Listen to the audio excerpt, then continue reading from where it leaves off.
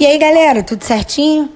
Voltamos para a segunda parte da nossa aula sobre espaço urbano, na qual trataremos de conceitos importantes da geografia urbana para que a gente possa analisar a organização da lógica das cidades.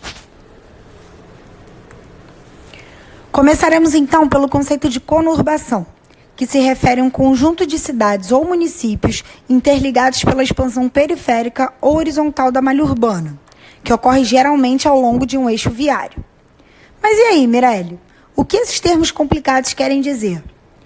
Que a conurbação, gente, nada mais é do que o fruto do crescimento das cidades para os lados, de forma que em algum momento essas cidades acabam se encontrando e se integrando, como vocês podem ver no exemplo do slide.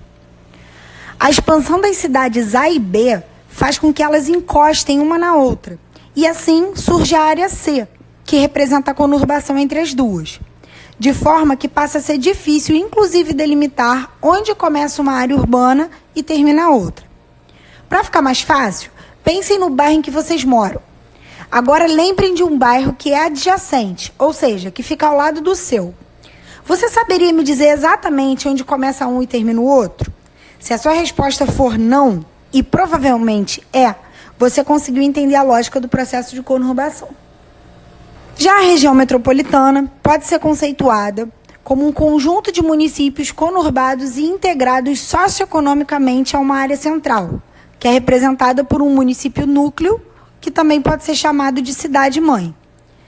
Esse município núcleo possui capacidade de polarizar, ou seja, influenciar e atrair fluxos dos demais municípios do entorno para si. Dessa forma, esse município núcleo configura o que nós chamamos de metrópole.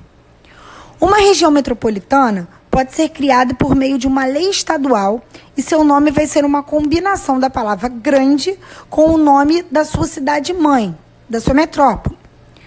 A região metropolitana, por exemplo, que tem o município do Rio de Janeiro como cidade-mãe, é a região do Grande Rio. Já a região metropolitana, que tem o município de São Paulo como centro polarizador, é a região da Grande São Paulo.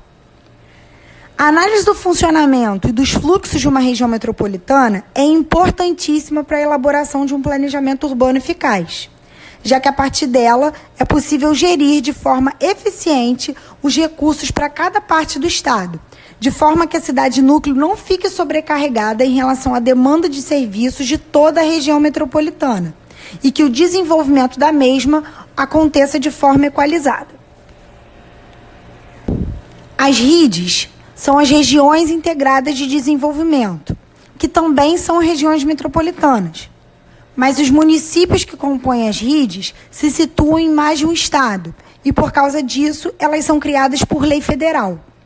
O objetivo da RID é promover o desenvolvimento de uma porção do território com articulação das três esferas de poder: a municipal, a estadual e a federal. Podemos citar como exemplo a RID do Distrito Federal em torno, que engloba municípios do Distrito Federal, de Goiás e Minas Gerais. A RID de Juazeiro e Petrolina, que engloba municípios dos estados da Bahia e de Pernambuco. E a RID Grande Teresina, que engloba municípios dos estados do Maranhão e Piauí. O conceito de megalópole surge a partir do momento em que duas ou mais metrópoles se interligam. No entanto, há uma divergência sobre o assunto, já que alguns estudiosos defendem que para ser megalópole precisa haver conurbação entre as metrópoles, enquanto outros falam que essa conurbação não é necessária se houver integração por meio de modernas redes de transporte e telecomunicações.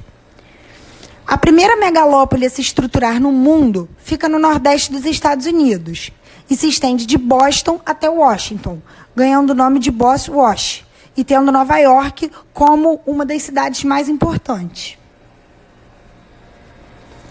Assim, chegamos a uma discussão que ainda não foi resolvida entre os geógrafos. Rio de Janeiro e São Paulo juntas configuram uma megalópole? Para os que acreditam que apenas uma forte conexão pelos sistemas de transporte e telecomunicações entre as duas metrópoles basta, sim, elas configuram uma megalópole. Para os que defendem que há necessidade de conurbação para que exista uma megalópole, Rio de Janeiro e São Paulo são uma megalópole em construção. Mirelle, e se isso cair no vestibular? Você vai usar o bom senso e analisar o enunciado da questão para entender por qual dos dois caminhos ela quer que você percorra.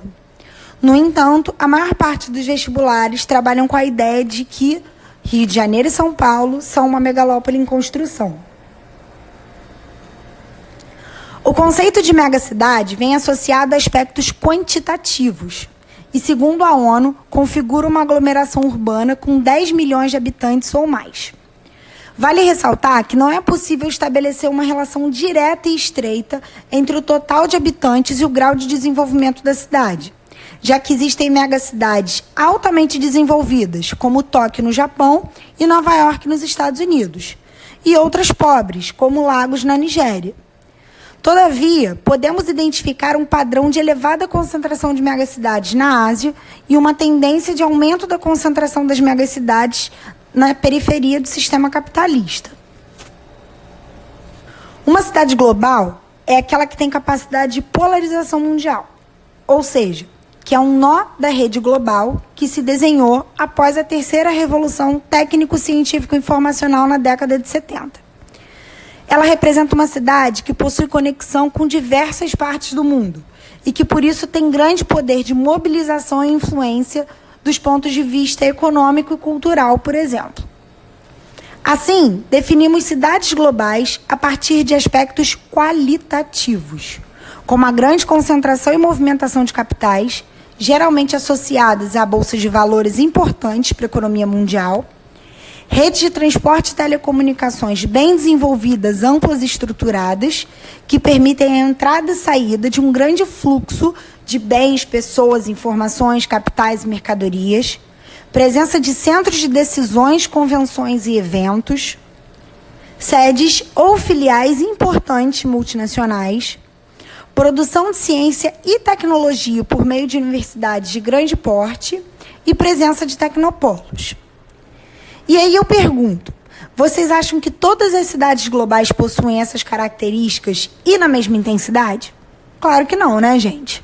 É por isso que o Departamento de Geografia de uma universidade no Reino Unido criou uma classificação que nivela as cidades globais, como vocês podem ver na tabela à direita. Os níveis existentes são alfa, beta e gama, que, como mostra a tabela, se dividem em outros subníveis. As duas cidades mais influentes do mundo são Nova York e Londres, que entram na categoria de alfa++. Podemos citar outras que possuem alto grau de polarização, como Hong Kong, Paris, Singapura, Xangai, Milão, Tóquio, Pequim. E no Brasil, gente, existem cidades globais?